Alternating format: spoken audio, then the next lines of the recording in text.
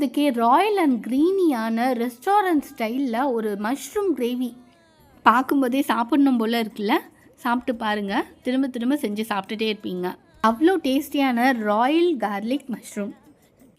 இதுக்கு ஒரு கைப்பிடி புதினா, ஒரு பச்சை மிளகா, ஒரு கப் தயிர் ஆட் பண்ணி நல்லா பேஸ்ட்டாக அரைச்சி வச்சுக்கோங்க.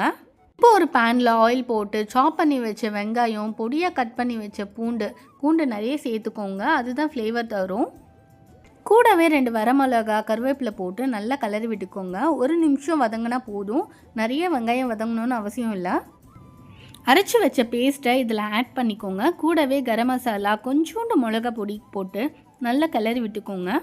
நல்லா 1 நிமிஷம் வேக வச்சு சால்ட்டு கூட 1 கப் தயிர் போட்டு நல்லா கொதிக்க விடுங்க. நம்ம தக்காளிக்கு பதிலாக கர்ட் ஆட் பண்ணுறதுனால டேஸ்ட் இன்னும் அல்ட்டியாக இருக்கும். மசாலா வாசனை போகிற வரைக்கும் வதக்கிட்டு இப்போ மஷ்ரூமை ஆட் பண்ணிக்கோங்க. இதில் தண்ணி ஊற்றணும்னு அவசியம் இல்லை, மஷ்ரூம்லேயே நிறைய தண்ணி விடும். ஸோ அந்த ஆயில்லையே நல்லா மஷ்ரூம் வேகிறதுனால உங்களுக்கு டேஸ்ட்டு நல்லாவே கிடைக்கும்.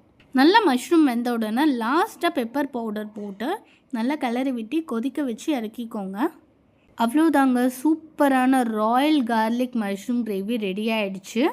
இது சூடான சாப்பாடு, இட்லி, ரைஸு, தோசை, சப்பாத்தி எல்லாத்துக்கூடும் செட் ஆகிற ஒரு சூப்பரான மஷ்ரூம் கிரேவி.